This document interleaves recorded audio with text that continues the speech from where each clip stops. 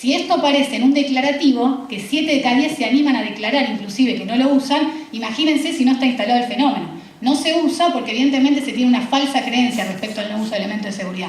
Y acá viene el trabajo, digamos, sociocultural de empezar a entender estas barreras. Entonces, por ahora si nos quedamos con estos datos, pareciera que está todo bien, la gente conoce y usa todo. Ahora, cuando preguntamos cómo manejan los argentinos, ¿cuál es la forma de manejar los argentinos? Todo mal el escenario, todo lo contrario. La percepción generalizada es que los argentinos conducen mal o muy mal porque no cumplen con las normas. 7 de cada 10 consideran que los argentinos manejan mal. ¿Qué asocian con el tema del manejo en Argentina? Las palabras que surgen con más frecuencia y consistencia de todos los grupos focales que hicimos son mal, pésimo, un desastre, de manera imprudente, egoísta, con soberbia, prepotencia, acelerados, alterados, irresponsablemente, transgrediendo y sin respeto. O sea, y de hecho, en el cuantitativo, la gente dice que su percepción de riesgo de sufrir un incidente vial es muy elevada. 71% se siente poco inseguro al transitar las rutas, como 78% en las calles. Entonces uno dice, este panorama pareciera trágico. Entonces, ¿con qué nos quedamos? Con el ideal, digamos, yo digo que hago todo bien, 9 de cada 10 le dice que es preocupante. Si para el 90% es preocupante la seguridad vial, ¿por qué entonces vimos los números que vimos? ¿O por qué entonces en la Argentina todos conducen mal? Bueno, creemos que la verdad debe estar en el medio y todo está tan bien, obviamente no es ideal, evidentemente no hacemos lo que decimos, pero tampoco es un escenario de la ley de la selva, como surge los focus group, porque evidentemente no estaríamos todos acá sentados, con lo cual la verdad debe estar un poco en el medio, 50% de los conductores utilizan y cumplen, 50% de los conductores no utilizan y así con cada elemento de seguridad. ¿Qué nos interesa a nosotros? Centrarnos en el 50%, 60% de los que no utilizan. Vamos a concentrarnos ahí. ¿Cuáles son las barreras que inhiben esos comportamientos, de ese 50-60%? Entonces encontramos como dos grandes dimensiones que pueden estar inhibiendo esos comportamientos. Algunas barreras que son ambientales, de contexto, factores estructurales de cultura que determinan las conductas, y algunas cuestiones internas actitudinales, lo que cada uno tiene en su decisión, decide usarlo o no usarlo y por qué lo hago. Entonces vamos a repasar algunas barreras que tienen que ver con el entorno. Ya lo dijeron antes, pero hay algo muy fuerte con el tema de la falta de apego a la ley generalizado, ¿sí? Se considera que el no cumplimiento de la ley forma parte de la cultura vial de los argentinos. Todo lo que vamos a mostrar ahora no son cosas que nosotros decimos porque interpretamos de leer bibliografía, sino todo sale de los focus group, de lo que la gente dijo, ¿sí? La gente dijo un montón de cosas, sistematizamos y encontramos estas barreras. Una percepción de falta de apego a la ley generalizado que promueve que directamente no se cumpla la ley. Una percepción de controles insuficientes, ¿sí? Las normas solo con fines recaudatorios. Cuando hay un control es para recaudar, el Estado quiere recaudar y hay una percepción de que el Estado no controla, con lo cual esa percepción de no control genera transgresión. Si no me controlan, promueve la transgresión.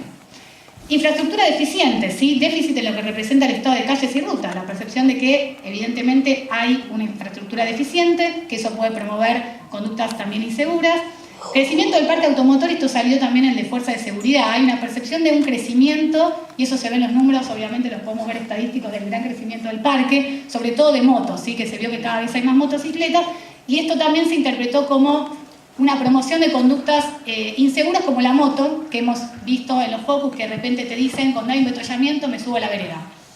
Entonces, el contexto, este incumplimiento adaptativo del embotellamiento y el caos, yo puedo hacer lo que quiero, me subo a la vereda, no porque quiera incumplir, sino porque todo es un desastre, es un caos, hay mucho embotellamiento, bueno, eso hace que yo pueda transgredir.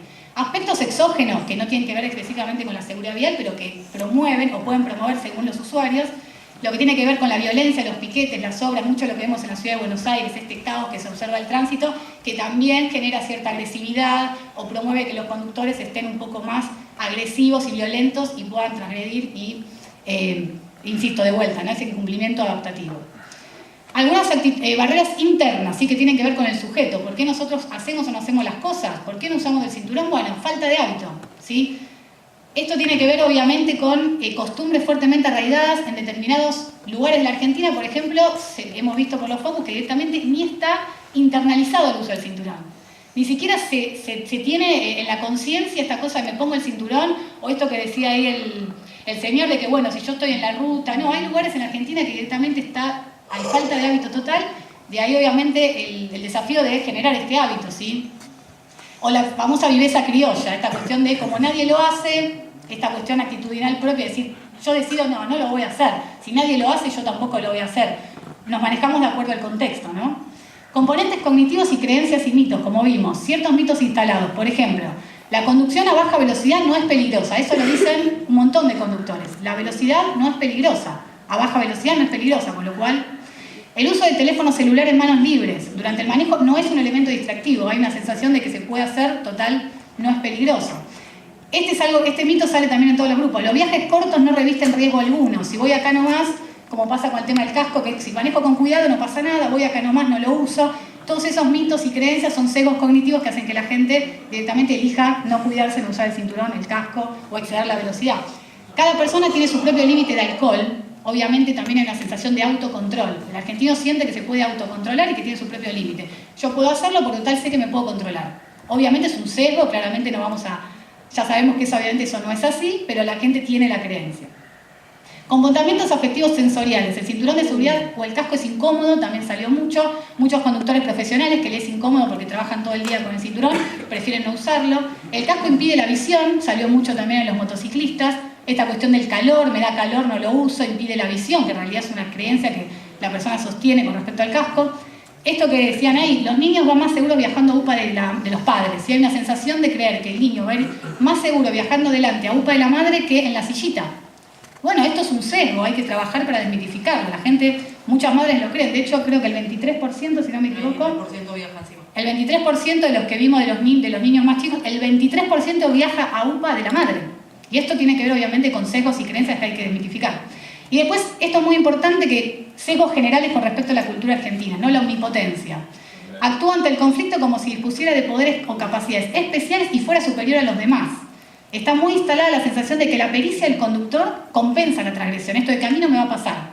Los efectos negativos de la acción no están presentes en la cabeza de las personas. O sea, a mí no me va a pasar porque yo manejo bien. Es así, mucho con conductores profesionales salió esto también. No, yo manejo bien, soy profesional, no lo necesito. Claramente esta cuestión de la omnipotencia, que es obviamente lo que genera es una baja percepción del riesgo, ¿sí? No se pone en duda esta cuestión del costo-beneficio de usarlo o no usarlo. Directamente esta omnipotencia que genera una baja percepción del riesgo, que genera que nadie use, total no me va a pasar nada. Con lo cual todas estas cuestiones son sesgos cognitivos, son mitos, creencias, es por qué la gente dice que hace lo que hace, de acuerdo a un contexto que hay que empezar a entenderlo y desmitificarlo o afectarlo para que la gente obviamente cambie. Algunas conclusiones que vimos de ambos estudios, que para sintetizar un poco todo lo que estuvimos viendo, ¿dónde y cómo orientar los esfuerzos? Son nuestras guías para trabajar, digamos, en orientar las políticas públicas. Primero, un estancamiento en el uso de los principales dispositivos de seguridad y bajas tasas en los comparativos internacionales. Si nos vamos a medir, efectivamente, comparados con la región y de lo que vimos en los datos, sí. Hubo un crecimiento a lo largo de los años, no se puede negar que hubo un crecimiento del uso del cinturón y el casco, esto es así. En los últimos años hubo un estancamiento, con lo cual nos deja el desafío de seguir promoviendo el uso. ¿Sí? Tasas de uso de dispositivos diferenciales por región. El país es muy grande y de acá viene la importancia también de trabajar de manera focalizada, el trabajo con las provincias. Cada provincia ahora tiene sus líneas de base para poner sus propias metas. No podemos trabajar a nivel nacional, necesitamos el trabajo obviamente de las provincias, de los municipios. Eso es un trabajo entre todos, ¿no? Obviamente Nación va a tener estos datos, pero después cada provincia se tiene que hacer cargo, obviamente, de sus datos y armar las políticas públicas focalizadas en sus propios números.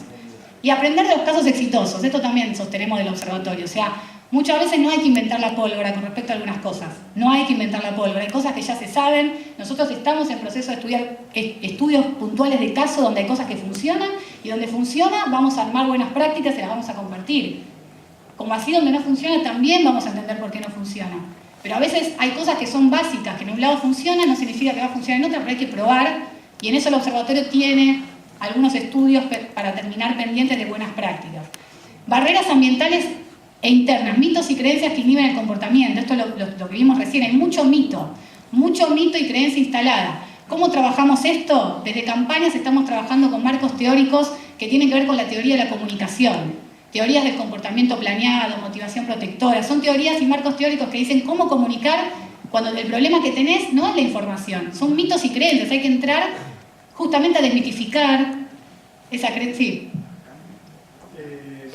Yo creo que en realidad esto que parece que son mitos y creencias y que no tienen que ver con la información, en realidad tienen que ver con la información. Si vos mirás sobre todo el tema de las barreras ambientales y los discursos que sacan ustedes de las exposiciones, que entiendo han sacado los que más se repiten, son exactamente las excusas que da el medio de comunicación de por qué se producen los siniestros, incluso las excusas que dan muchas veces referentes de seguridad vial, responsables de Agencia Nacional y demás, en muchos discursos. Esto es, con la cantidad de autos que tenemos es insostenible, las rutas están a la miseria, es decir, cada vez que se analiza un siniestro desde los medios de comunicación, se analiza con esto, sin darse cuenta que con esto estamos dando la excusa al otro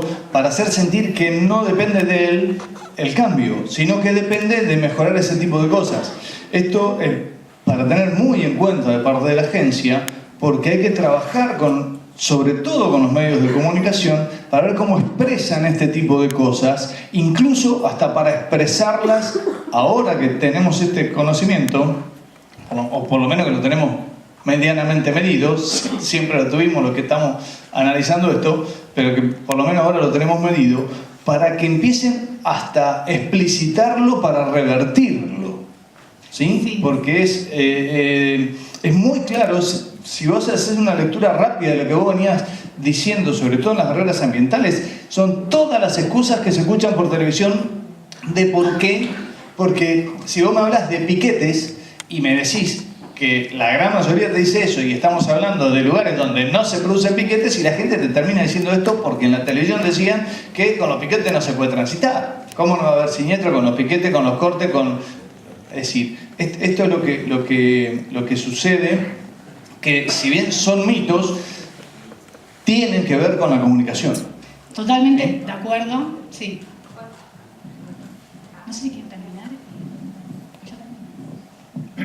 Claro, eso es cierto, pero yo también pregunto una cosa, ¿no? O sea, ¿cómo hago yo, conductor respetuoso, sin anomia y todo ese tipo de cuestiones, y me encuentro kilómetros de una ruta del sur de la provincia de Buenos Aires, de una hermosa señal de tránsito, bien puesta y demás, que dice peligro, ruta en pésimo estado? Este también es un mensaje, creo, ¿no?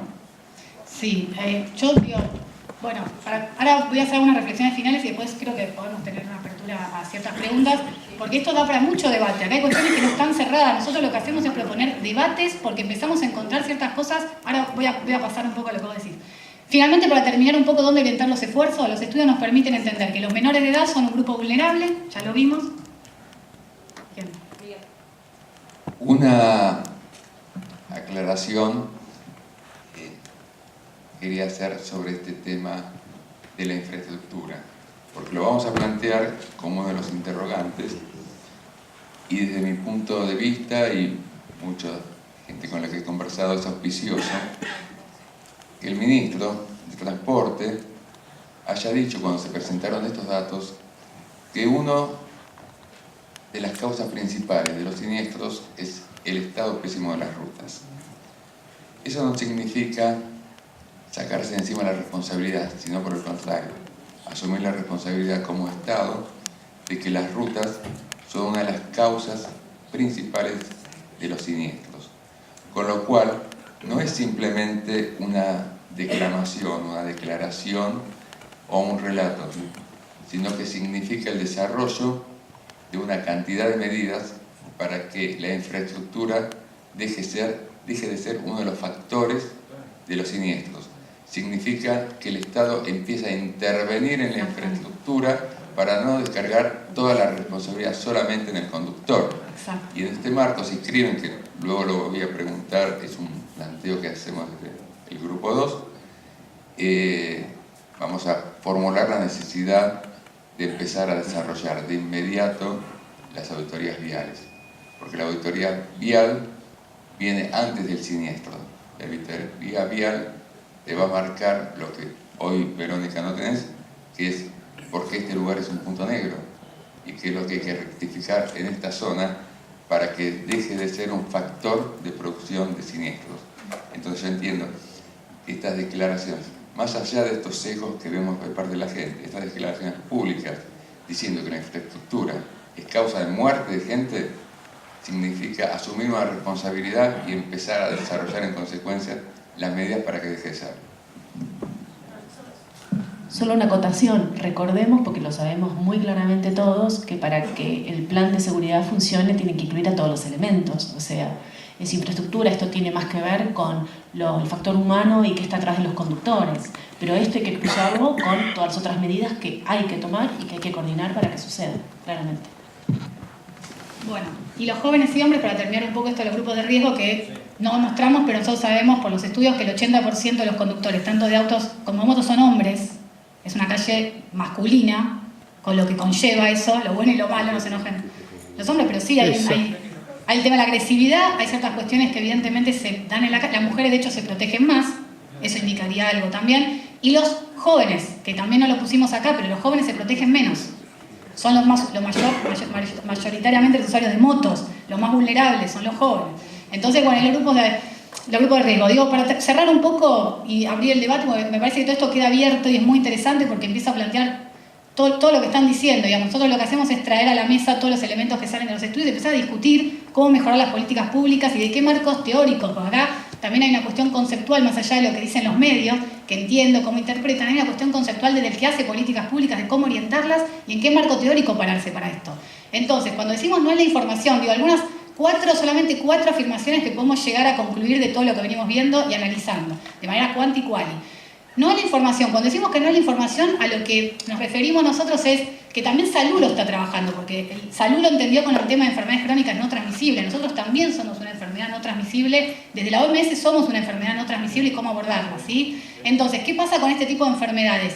Son enfermedades que tienen en común, que se basan en conductas muy fuertemente arraigadas. No tiene que ver tanto, digamos, con que yo le diga a una persona hace o no hace. Eso pasó mucho con los hipertensos, con el tema de obesidad. Digo, no yo le diga a la persona no use sal, entonces la persona lo va a hacer. No hay relación costo-beneficio. Cuando decimos no a la información, decimos que podemos estar eternamente diciéndole a la gente usar el cinturón, poniendo los carteles en la ruta.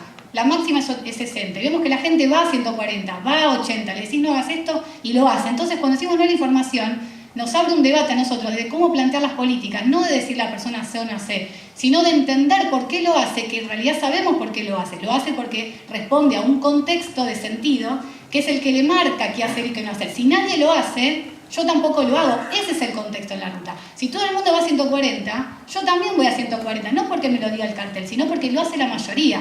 Entender qué es lo que hace la mayoría nos ayuda entonces a intervenir en ese contexto. Entonces, los nuevos paradigmas para nosotros son entender los contextos, cambiar las preferencias de los sujetos. Esto de la ruta que vos estás diciendo es así. El Estado entonces, ¿qué hace ante esto? Se hace cargo de no poner el cartel solamente, sino de hacer nuevas rutas para evitar el siniestro. En el caso del cinturón, ¿qué hicieron con los vehículos? Pusieron la alarma. La persona inmediatamente se sienta, se pone el cinturón, no lo deja, no le decís directamente usarlo, sino que le pones una intervención y un diseño puntual para que la gente cambie de conducta. No me quiero extender con esto, pero acá hay unos marcos teóricos, economía del comportamiento y demás, que dicen que la gente toma decisiones no de manera racional, no de manera racional, sino emocional y por causa de un contexto. Entonces afectamos los contextos y no pelamos a la... Desde campaña les cuento, estamos trabajando con estos marcos teóricos con campañas, saliéndonos de los aspectos racionales de campaña, y estamos yendo a una cuestión mucho más emotiva, apelar a la emotividad, a poder cambiar la conducta de ese lado, marcos teóricos que tienen que ver con la motivación protectora, esto de todos lo hacen, no quiero... Bueno, hay un montón de casos en el mundo que, en Inglaterra, el famoso caso de los impuestos, cómo lograron cambiar que la gente pague más. Bueno, hay un montón de cuestiones e intervenciones que se pueden hacer complejizando estos marcos teóricos y las políticas públicas, entendiendo que ya no podemos ir a lo tradicional. En eso estamos trabajando nosotros. La falta de autocrítica me parece, esto es fundamental, la culpa siempre la tiene el otro. Siempre la culpa la tiene el otro. Y con esto me parece importante remarcar que salió los focus group. O le echamos toda la culpa al Estado, que no es que nosotros hagamos una defensa por donde trabajamos, claramente lo tenemos que hacer, las rutas, todo, pero por más que le pidamos al Estado eternamente que haga, si nosotros no reconocemos que los que no usamos los elementos somos nosotros, porque decimos que usamos, pero resulta que el 50% o el 40%, los niños viajan sin protección. Entonces, ¿qué estamos haciendo? Si nosotros no nos damos cuenta que hay que dejar de echarle la culpa siempre al otro y nos ponemos a trabajar todos a decir, ¿qué conducta hacemos? ¿Cómo cruzamos nosotros la calle, digamos? O le echamos siempre la culpa que el Estado no me puso la senda, pero ¿cómo salimos de acá y cómo nosotros en la esquina cruzamos? Esto es una cuestión cultural que nos excede como seguridad vial, pero si no la tenemos presente, no vamos a poder cambiar porque tenemos que cambiar entre todos, con lo cual la falta de autocrítica de la cultura argentina es grave en este sentido. El exceso de confianza de los conductores que minimiza el riesgo. Este es un sesgo muy argentino, la omnipotencia muy argentina, a mí no me va a pasar. yo conduzco bien, no lo necesito. Bueno, desterrar este mito, este sesgo cognitivo, porque ¿qué pasa? Minimiza los riesgos, justamente. Y la última, que ya lo empezó a hablar Carlos desde el principio, y con esto voy a cerrar esto y podemos abrir el debate, o puede cerrar también, es la falta generalizada de apego a la ley, que de vuelta nos excede a nosotros como solidaridad. Hay una cuestión general, que no voy a meter acá, histórica, cultural, de una sociedad que está, como el famoso libro de Carlos Nino, Un país al margen de la ley. La anomia boba. ¿Qué es la anomia boba? La anomia boba es la anomia que es lo que promueve la falta de cooperación. Nadie lo hace, yo tampoco. Nadie lo hace, yo tampoco. Eso es una anomia boba, porque es un desapego a la ley que lo que genera es no cooperación, solidaridad negativa. Entonces, uno va a decir, bueno, ¿y qué hacemos con esto? Ok, hay falta de generación. Bueno, hay que trabajar en promover leyes que se cumplan, pero no solamente sacar las leyes, tenemos que trabajar entre todos en cumplirlas y legitimarlas. Por eso yo digo, no es una defensa, digamos, al Estado en ese sentido, sino que realmente el problema es que en la calle se extiende nuestra vida cotidiana en general. Expresamos en la calle lo que expresamos en la vida. Entonces, digo, esto es de todo. Esto está bueno, este espacio, porque hay sectores de toda la sociedad civil. Esto se hace entre la sociedad civil, entre el Estado, ONGs, las provincias. Las provincias y los municipios. La nación puede promover una ley nacional, pero si después la provincia, el municipio no adhiere y no la implementa, tampoco. Entonces digo, esto simplemente es como, yo sé que después de esto uno queda con una sensación de decir, bueno, pero la verdad es que nos implica a todos como sociedad y tenemos que cooperar entre todos. Y el Estado, bueno, Vero va a contar, estamos haciendo un montón de cosas entendiendo esta profundidad, esta densidad del problema que tenemos. Pero bueno, hay que seguir trabajando. En eso estamos nosotros también. No sé si querés cerrar. Perdóname. Vos sabés que en el año 2009 se hizo un trabajo de investigación bibliográfica retrospectiva de todas las medidas de seguridad vial que dieron resultado. Ese trabajo se llama Prevención de Accidentes basado en la evidencia. Nosotros los médicos trabajamos basados en la evidencia. Y la evidencia científica de medidas que dieron resultados, pero no un mes, a lo largo del tiempo, porque tienen que resistir el paso del tiempo. ¿Y sabés qué demostró, en resumen? Lo propongo y se lo paso a todos los que lo quieran leer, porque a mí realmente me dio vuelta la cabeza. ¿Saben lo que dice el resumen? Que las medidas más efectivas son aquellas dedicadas al diseño y la innovación tecnológica de vías y vehículos. Las más efectivas. La segunda, poco más lejos, las medidas de control, legislación y sanción. ¿Por qué? Porque dependen del ser humano que se apegue a la norma. Y la tercera, la más inefectiva de todas, la educación vial. Eso creo que cerraste perfectamente lo que estábamos tratando de decir. Nos estamos corriendo hacia ese lugar. Bueno, ¿quieren que abramos algunas preguntas, dudas que les hayan quedado de cualquiera de las presentaciones? Sí. Hola, buen día. Quería hacer una consulta.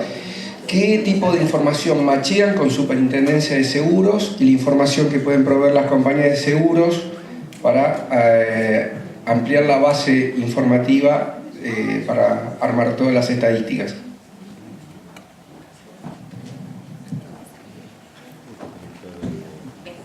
Las bases de datos de Superintendencia de Seguros no son macheables en términos de identificar y cruzar cada siniestro, porque entendemos que hoy por hoy, recién con SIGIFI vamos a tener la patente del siniestro, la persona involucrada, que a esa patente se le asocia una póliza.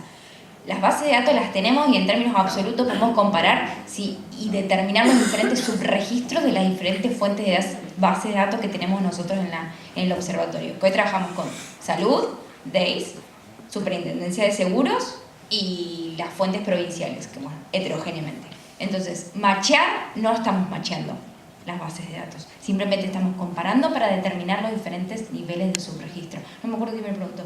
Acá. Estaba mirando para allá, pero no. Machear es cruzar, es poder identificar. Para poder determinar exactamente el nivel de subregistro entre la policía y salud, necesitamos indudablemente el DNI de esa persona para saber identificar que no estamos repitiendo víctimas.